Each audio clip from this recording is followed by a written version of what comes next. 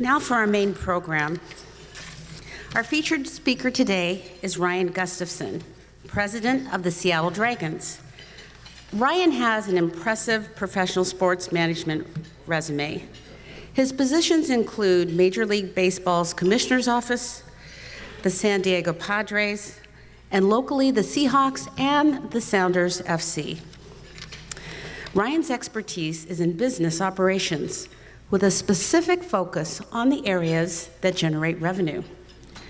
Ryan grew up in Bellevue and currently lives in Seattle.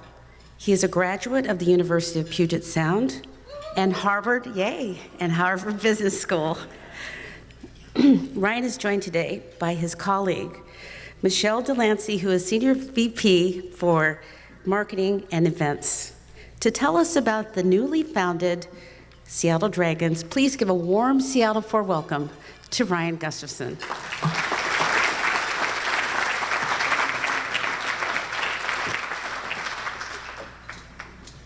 Hey everyone, it's nice to be here. Thanks for having me. I'm excited to talk a little bit about the XFL and the Seattle Dragons. I'm especially honored to be here just because I grew up here. This is my hometown, and the chance to build this incredible new franchise in this wonderful city that we all call home is something that's near and dear to me. So I appreciate the opportunity to share our story with you, and looking forward to telling you a little bit about the XFL and the Dragons, and making sure that we answer any questions you might have as well.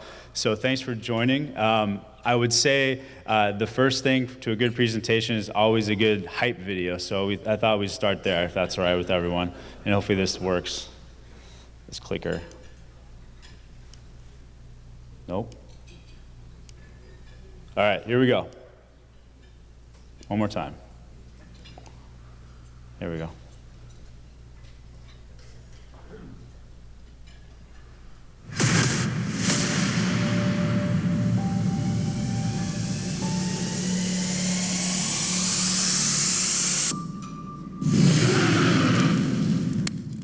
So those are a couple of our players, and we filmed that when we launched our uniforms a few weeks back. That's local athlete Cason Williams, who played at Skyline High School across the lake, played at University of Washington, played for the Seahawks. He's one of our players, one of our wide receivers, and then Brandon Silvers, our starting quarterback, was the other player. So what I wanted to do today is just kind of talk a little bit about what the XFL is. If I can get this thing to work. One more time. There we go. The first thing I would tell you about the XFL, if you could leave here with one thing, it's that we love football. Everything that we do is for the love of football and giving opportunities to players, to coaches, and to fans to express their love for football. This is a second chance for us as well. If you weren't familiar with the XFL, this is a relaunch of a league that happened back in 2001. That lasted a year, and really what this is a relaunch of a similar concept around spring football, but done in a different way. I wanted to highlight what this league was all about, which the identity of this league is authentic football and engagement for fans. Everything that we do is around building a football product that is high quality. It's the game that everyone knows and loves, that they watch on television religiously, and then bringing fans closer to the game than they've ever been before, through unique, innovative technologies, through unique fan experiences, and just doing things that other leagues can't do because they're established and we aren't. We're a startup, and we can look at the world a little differently, and so everything that we're going to do is around that concept of fan engagement and access. So there's a few differences between kind of what the league used to be and what it is now, but the ones that I would highlight really are the identity of the league is about authentic, high-quality, entertaining football, fast-paced. Our commissioner, Oliver Luck, likes to say, less stall, more ball. That's what we're all about, creating a fun fan experience and doing it in a way that engages the local community. This thing is not working well. Sorry. This clicker is not doing give me any favors. So I get asked this question a lot. Why is this going to work? There have been spring football leagues that have tried before and not worked. There was one as recent as last year. Why is this any different, and why did you take this leap of faith in our staff as well to try this new league out? The three reasons that this is going to succeed and why this is going to be a 100-year brand and not just kind of a flash in the pan our time, money, and people. We are a fully funded spring football league with over $500 million of capital behind us. That allows us to think about the long-term development of a brand new fan base and an organization, as opposed to just thinking about short-term and just trying to make it through the first year. That was really important for us as we were developing the product. We had over 18 months to do research, ask fans, what do you like to see about football, and what do you like to see that might be a little different? We tested rule innovations. We asked fans how they wanted to experience the game. And that time frame allows us to launch in a new, unique way that's never been done before. What we're doing has never been done before. It's something that excites us every day. And like I said, that time was really key for us to get to a successful launch. And then the people involved. Our head coach and general manager is Jim Zorn, obviously a local Seattle legend, played for the Seahawks during their inaugural launch back in '76, is in the Seahawks Ring of Honor, is just a local legend with a lot of coaching experience as well.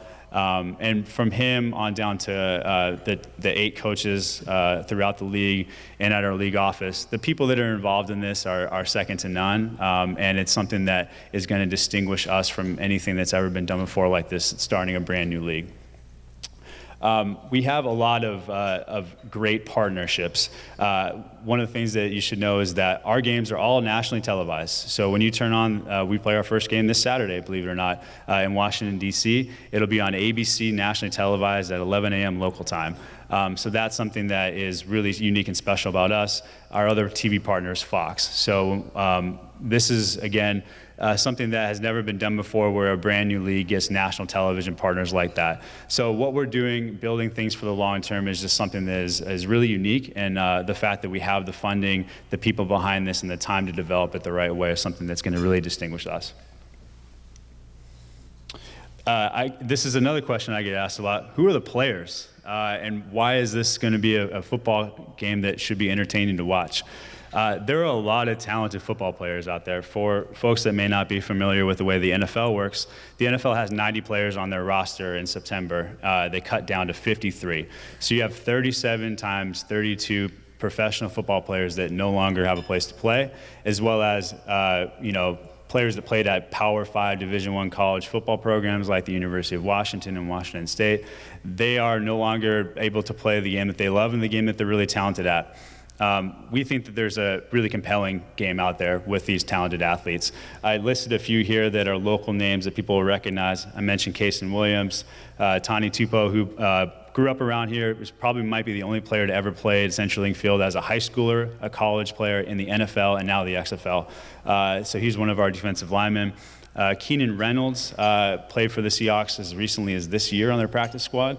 And B.J. Daniels was on the Seahawks during their Super Bowl runs. So we have a lot of really talented players that Coach Zorn and his staff are putting a really amazing product on the field, and we're excited about. So, the second thing that I would say that you should know about us is this is going to be good football. This is not going to be minor league football. While our players have aspirations of perhaps playing in the NFL if they get that chance, the XFL is a standalone league, and it's going to be entertaining in and of itself, and something that our fans are going to enjoy watching or attending. We'll fly through a couple of these slides because I really want to get to your questions. But spring football, obviously that's something that is unique to us. We did a lot of market research. When you think about football is the most popular sport in America, there are 83 million football fans in America. I think over 100 million people watched the Super Bowl last weekend, so you get the idea of how many people, this is a religion in this country. 78 million of those fans say, I'm a fan of the NFL, an avid fan, and then another 52 say they're a fan of college football itself. When asked the question about, are you going to be a fan of spring football if it's done right, almost 40 million said yes. So when we talk about the size of our fan base, it's more in line with the NHL than it is anything else. So obviously we have an NHL team coming to the market as well. That's what we believe over time could be the size of our fan base if we do things the right way, is that there's a substantial amount of appetite for more football, not just in Seattle, although Seattle does have the best sports fans in the world for sure. This is something that we think nationwide has a lot of appetite for it.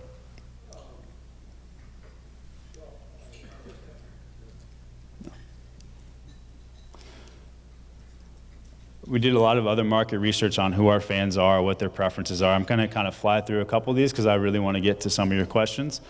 8 teams. So these are the 8 teams in our league. We're an 18 professional football league. Seattle's one of them. Los Angeles, Dallas, and Houston make up the Western Division. And then you have New York, DC, St. Louis, and Tampa that make up the Eastern Division. We play a 10-game schedule, 5 games at home, 5 on the road. So we're playing at CenturyLink Field, kicking off this weekend in DC, and then next weekend here at CenturyLink Field, February 15th at 2 p.m. We'll play a 5-game home schedule, and then hopefully a playoffs as well that will all conclude in a championship game on April 26th. So if you think about it from the standpoint of the NFL calendar, it's basically Super Bowl to the draft. There's this big gap in football, and we're excited about getting our fans engaged in some more football that they know and love. I mentioned some of the partners. We've partnered with the best in the business. All 43 of our games are going to be nationally televised. 27 of them are on broadcast networks between ABC and Fox, and then the other 16 on cable network between ESPN and FS1. There's a lot of other partners I won't get into here, but some of the biggest names in the sports business have jumped in on this venture and are part of building this out from the bottom up. That's a TV schedule. I've talked about that one a lot already. And I want to dive into some rule innovations. This is the question that I get asked the most. We launched our rule innovations last month. How is this going to be different than the NFL or college? We're going to speed the game up. We asked fans, what do you like about football and what do you not like about football that you see? And the universal opinion was, we love football. We don't want it to be a lot different than the game that we see every day. But there are certain things about it that we wish we could change. The biggest thing that fans told us is we don't want it to be faster paced. It's too slow, it's disjointed, there's too many commercials, replay reviews, there's a lot of stoppages, and it disengages us from the game. So our game is going to be faster. The average NFL game is 3 hours and 15 minutes. We're going to take the same number of plays and condense it down into a 2-hour and 40-minute window. So our rules include a running clock as opposed to stopping clock on an incompletion. They include a 25-second play clock as opposed to a 40-second play clock. So it's gonna move quick. We feel like that's more engaging and going to speed up the game, which is what fans have told us they want to see. The other thing that we did is we took away plays that fans told us were not entertaining for them. Kickoffs, punt returns, extra points. So, in the NFL or in college, a lot of the kickoffs end in touchbacks or non-exciting plays. You get a touchdown, then you get a commercial, then you get an extra point, then you get a commercial, then a kickoff, then a commercial. And we're going to eliminate a lot of those wasted time during games that exist in the NFL and college. So our games are going to have a few rule innovations to really speed it up, make it more engaging for fans, and also eliminate some of that downtime that you see in other games. That's a visual representation of how much actual time of gameplay happens in an NFL game. It's kind of funny, right? So it's even worse at the Super Bowl. So people, whenever I show that slide, people always get a chuckle out of it. So.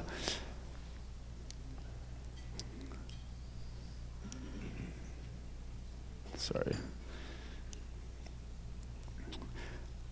Specific to Seattle, this is obviously a market that has incredible fans. The 12th Man, the fans of the Huskies and the Cougars. There's no shortage of sports fans in this market.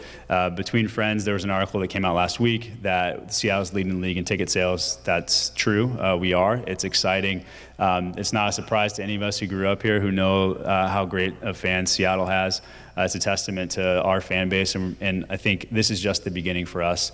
We think that there's a lot of opportunity to grow a fan base in this market, to continue building it over the long term. We're excited not only to see how many people are at our game Saturday the 15th, but also beyond for the rest of this year and many years to come. And I'm going to fly through these slides because this is a lot of data that you might not find as interesting as I do. All right, so I'm going to stop there and kind of take some questions from everyone because I'm sure you have a lot of them. This is something that, is a lot of questions come up, so I want to spend the majority of time answering those, and then I'm happy to talk about a few other things if that's okay. So thanks, I appreciate it. Let's start questions over here, yeah. One word, parking. Parking, yeah. So obviously parking is limited at CenturyLink Field. We will have both the north lot and the south garage, just like the Seahawks and the Sounders do. One thing about us that we've really tried to do is affordability. So our tickets start at only $20 a ticket for a professional football game at CenturyLink Field. Parking is also $20 if you're a season ticket member. So we're trying to make sure that our fans can access our games in an affordable way. So yeah, go ahead. Got the mic over here. Oh, sorry. No worries. You've talked a lot about sort of the influence XFL might have on the NFL and being a feeder. I'm curious, what influence do you think you might have on college football? Would people who might not get into the college football program of their choice be more interested in going to XFL? And it's a great question. So for those of you who don't know, if you graduate high school, you have to go 3 years before you can enter the NFL draft, whether you play in college or not. We are not subject to that rule. So theoretically, a player could come play for the XFL without waiting that 3-year period of time. It is not part of our core strategy. It can and will happen eventually, but we think there's enough talent out there right now to create a compelling football product. And who knows, you might see a few more players join the league as opposed to playing that third year of college, but it's probably the exception, not the rule. Yeah. Just curious, where did the name come from and how did you come up with it? Yeah. So one unique thing about our league is that we are owned and operated in one single entity out of Stamford, Connecticut. So unlike the NFL where there's local ownership groups for each team, we're single entity owned. Our league office worked with my team as well as a bunch of agencies locally and nationally to create a list of names, and we kind of did a bunch of due diligence into what fans thought of them, what they looked like on paper. I would say that Seattle's right away was the Dragons. It never changed. Other teams kind of, had a bunch longer process, but right away everyone knew that Seattle was going to be the Dragons. Ryan, what are the economics of a football, I guess, club if it's all one, but player salaries, ad revenue, all that kind of stuff, please. Ticket sales? Sure. I'll give the abridged version.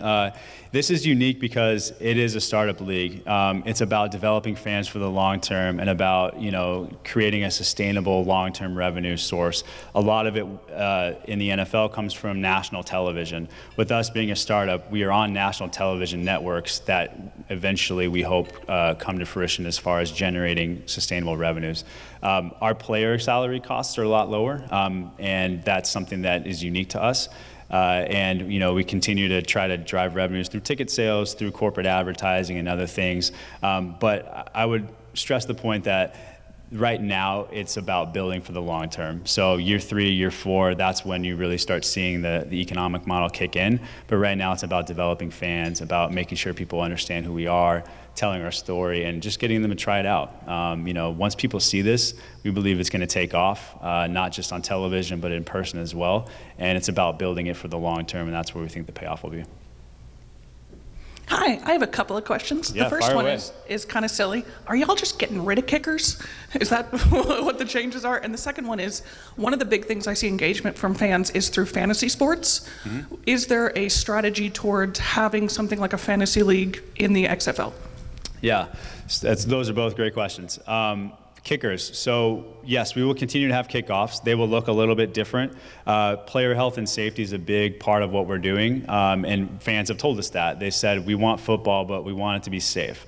So our kickoff will look different, where there will be a kicker traditionally who kicks to a kick returner, but the receiving and the kicking team will be 5 yards apart, and when the receiver catches the ball, they will have a play essentially from there.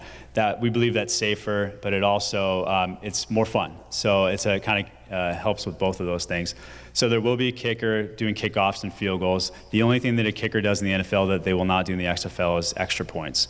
Instead of kicking an extra point, we will have a play from scrimmage. You get a 1-point conversion from the 2-yard line, a 2-point conversion from the 5-yard line, and a 3-point conversion from the 10-yard line. My favorite part about this new rule is that it introduces strategy. How many of us like to second guess coaching decisions, right? We watch the Seahawks, we watch other games, we're like, what are they doing? So this is another element that brings that into the fold, engages fans, like, why aren't they going for 3 here? Why are they going for 1? So there's a lot of reasons why we kind of changed some of those rules, and I only touched on a few of them, but all of them are meant to be more engaging to fans, speed up the game, and make it more safe as well.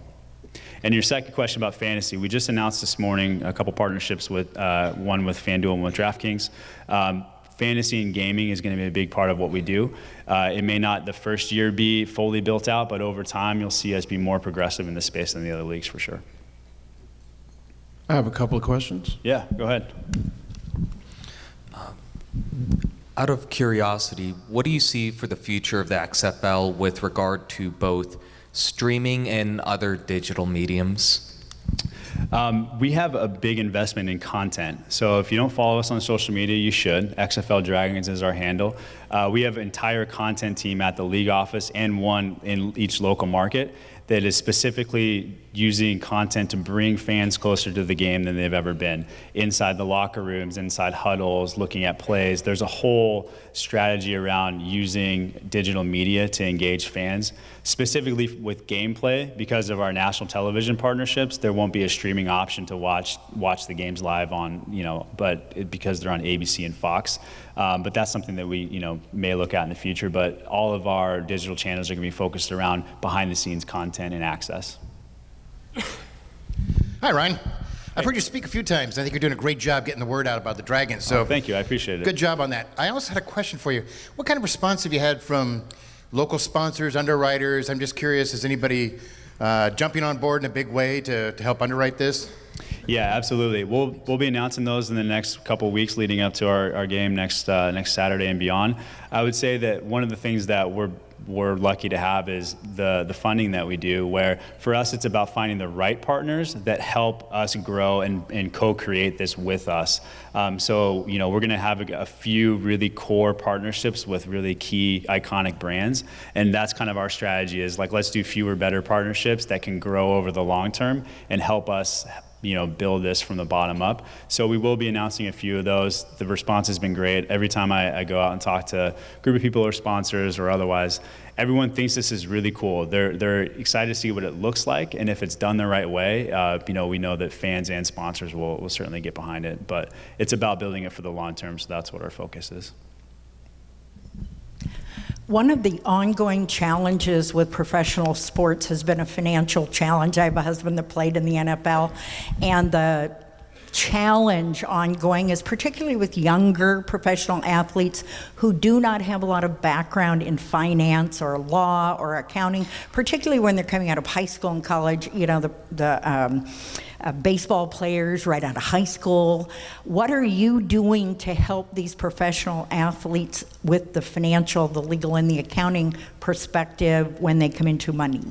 It's a great question. That's a passion of mine. When I was in business school, we had a group of former professional athletes come to business school, and we all taught financial and just entrepreneurship and a few other subjects. So I love that concept. I'd say we're also unique because some of our players have worked in the business world, so they're kind of coming back to playing football. And it's something that we will certainly build over the long term. Like I mentioned, player health and safety is a big piece of what we're doing, and that doesn't just mean physical health. It means well-being with psychologically and other things. So as we build this out, certainly we're going to make sure that our players feel like they're set up for success in the long term.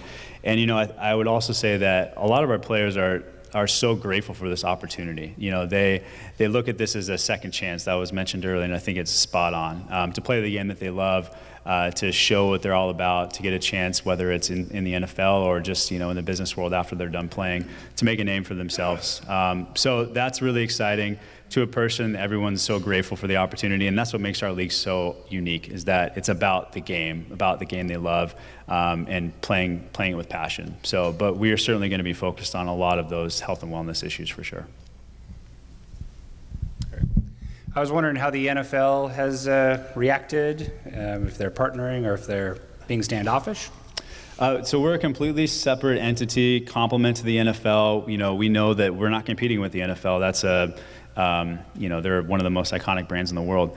Actually, Roger Goodell just came out on Super Bowl Sunday and had said that he thinks, and this is something that we believe as well, the XFL is good for the NFL, not only because it gives them the second chance for players to play, but it develops new fans. How hard is it to go to a Seahawks game for some families who can't afford it, who you're going to buy 4 tickets and parking and everything else, probably spend $1,000. You can come to an XFL Seattle Dragons game for $20 a ticket and see a professional football game at CenturyLink Field when you may not have had the chance to do that ever. So I think that key piece is really good, and the NFL sees us as an opportunity as well to continue to develop new fans. What are you doing to maintain the quality of officiating?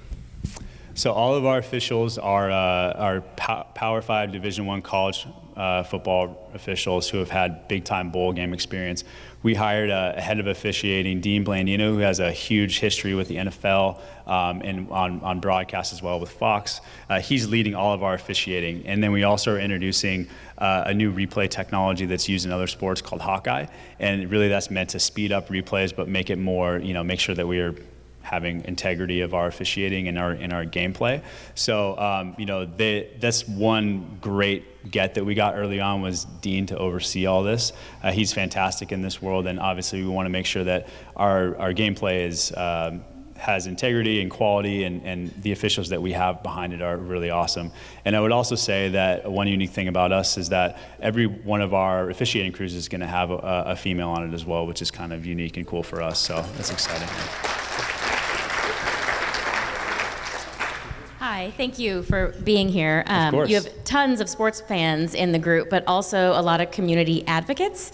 So my question is, what are your plans or the thinking around what the organization will be doing for the broader community, but also the communities where their fans live? Is there a plan for that? Yeah, absolutely. I think that this is something that we're having the same kind of long-term approach to.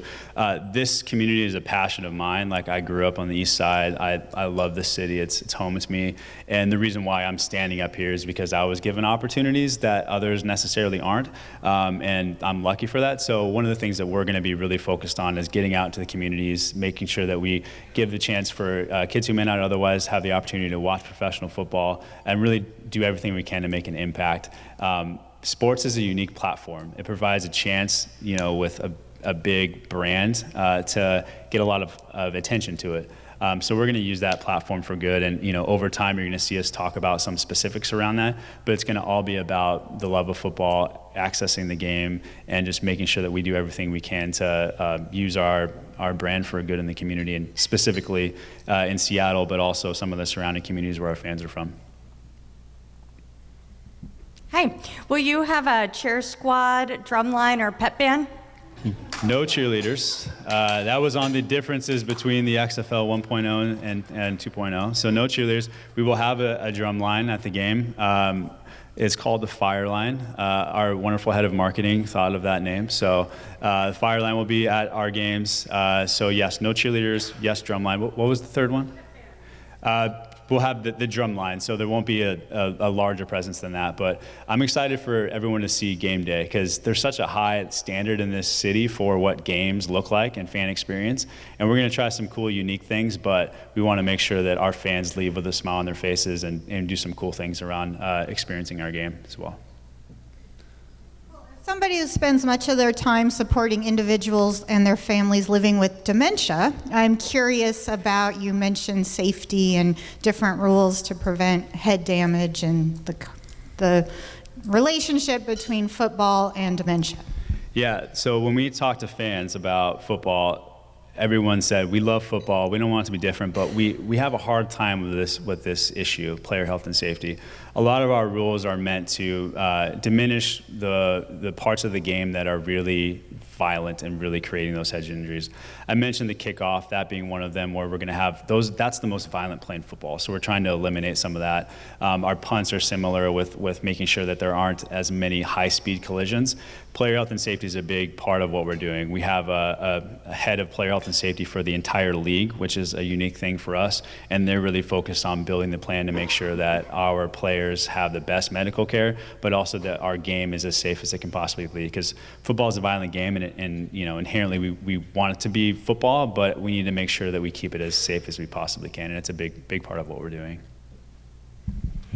I can imagine after about 3 games, you have 2 or 3 players that are standouts. Are they going to just be leaving for the NFL if they pick them off? No, everyone is going to be playing for the entire year, and actually some players beyond that. I would say this, that opportunity is good. If we have a star player who gets an opportunity because of our league, that's a good thing. Certainly we want our players to stay here as long as we can possibly have them, but if a player succeeds and goes to the NFL, that's a good thing for us, and we'll tell the story all day, because that's what our league's about, creating opportunities, not just for the players, but the coaches, the fans. So it's certainly something that we know could easily and probably will happen, and that's okay. That's a good thing for us, and that's part of what our league's all about. Yes, I saw one of the tenets was to be non-political. How will you implement that? Politics is not going to be a part of our game. So when you come to a Dragons game at CenturyLink Field, you're not going to see anything to do with politics. It's just not something that we're going to be bringing into it. Okay, I get to ask the goofy questions. Fire away. When are women going to be in the game? That's a great question. I mentioned we'll have female officials, which is really cool. I think that our league, we're going to stand for inclusiveness. As far as playing the game, that's something that I don't know the answer to that one, but at some point in time, hopefully it happens, because I think it would be really cool. So with one organization controlling the whole league, who sets players' salaries, and how are the players then incentivized to become the stars of the league, and how is that money then allocated to those players? Mm-hmm. So our commissioner, Oliver Luck, hires all of the coaches and signs all the players with his staff. We have a different salary tiered system that I won't give to too many details, but players that play specific positions that are their specific caliber are able to earn more money. And we also house all the players. Believe it or not, this hotel that we're in right now, our players stay here for the duration of the entire season. So this has become a second home for a lot of us. We have our meeting space downstairs, and our entire team stays here between now and the end of April. I would also say that there's some unique incentives in ours as well. Players get a bonus for winning games. So there's some cool things that we're doing that are a little unique. Obviously, our league is about providing the opportunity for players to play the game that they love, and if with good performance, they'll certainly have the ability to earn more money over time. Mm-hmm. Is there one more? Yes, Yeah, sorry, go ahead. That's okay. Mine is a little bit of a follow-up of the past question. What other impacts will there be on having a single entity ownership, good, bad, or otherwise, especially amongst the teams? Yeah, I think it's great. I love it. It provides efficiency with standing up this league. It's a really difficult thing to start from nothing. Like, I was the first person hired in Seattle, and that was April 1st of last year, to get this to be stood up. So consistency in it, obviously the funding behind it is fantastic. It allows for a lot of consistency in the way that we approach the strategy of developing fans, the branding and everything else. So I'm a big fan of it. It has its differences for sure, and over time it'll be interesting to see the MLS kind of transition from what was a single entity to a little bit of less so at this point. But for us, it's a really great thing right now, and it helps us get ready for the first game pretty quickly. What is your overtime rule going to be? This is my favorite rule. So if there are hockey or soccer fans here, imagine a shootout, hockey or football style shootout brought to football. So instead of having it like last year when Tom Brady was playing in the AFC Championship game against the Chiefs, and he scored in overtime, and Patrick Mahomes, the MVP of the league, was sitting on the sidelines and didn't get a chance to play. The NFL overtime is universally just thought of as a little unfair. It happened again this year in the NFC. Our overtime is hockey, soccer style shootout to football. So a play from the 5-yard line, the offense of one team trying to score against the defense of the other team, and then it flips where the offense from the other team plays against the defense from our team. So it's a best of 5 essentially. So it'll be fast, it's fair, it's exciting, and it brings that like kind of shootout excitement to football. So we're excited to see how that plays out. Ryan, a couple of questions. Can you say more about how you said the fan experience will be different? So what will it be like when the fan is sitting there? And then the second question is there any projection about the, please save me. Is there any projection? The president isn't supposed to ask. About the economic impact on the area around the stadium? I'll answer your first question first, which was, you're blanking my mind, the fan experience. There's going to be a lot of really cool, unique things. So we'll have a lot of our season ticket members on the field before the game with field access. We'll have a tunnel where fans will be lining it. We have a couple traditions that I don't want to unveil quite yet, but imagine something similar to what other teams in Seattle do with that moment of creating a fan excitement before kickoff. At our home opener, each fan's going to receive a bright orange towel. We're going to have our fans be bringing the fire is what we'll be talking about a lot. You'll hear us. So waving towels, creating excitement. Again, it's about accessibility. So between having microphones on players and coaches, doing in-game interviews, perhaps even taking an interview from the locker room after halftime, there's going to be some stuff that we're going to try that's unique and cool. And it's all under that umbrella of bringing fans closer to the game than they've ever been, and doing it in unique ways, both on television and in person. As far as economic impact goes, I think it remains to be seen. Even just thinking about our own business, who knows? Like, we're going to be on national television on Saturday, and I hope you all come to the game next Saturday on the 15th. But when people see this, I believe it's going to take off. I was with the Sounders when that started up, and it was a very similar thing where it started up, and then when people saw it, it was like took off. And so I think that when we have the ability to see what that looks like, certainly we'll have a better answer to that question. Last question, and yeah, go ahead. I kind of want to move back to the salary cap a little bit. Do you think that the sourcing of a lot of the quarterbacks in the league will be free agents or backup quarterbacks rather on NFL teams? And what's to stop teams from just paying those high-quality backup quarterbacks an exorbitant amount of money and supposedly winning games, presumably, from doing that? So all of our salaries are done through our league office. To answer your question, yes, all of our quarterbacks have played on NFL practice squads, or I think actually over half of our overall rosters were on NFL rosters as recent as this year.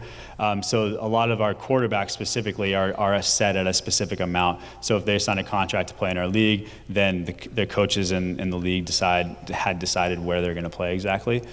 So it's not as like other leagues where one team can go sign a big quarterback and pay them a ton of money. It's not done that way. Yeah. Done? Well, thank you all. This has been great. I'm around if you have any other questions, but I appreciate you having me.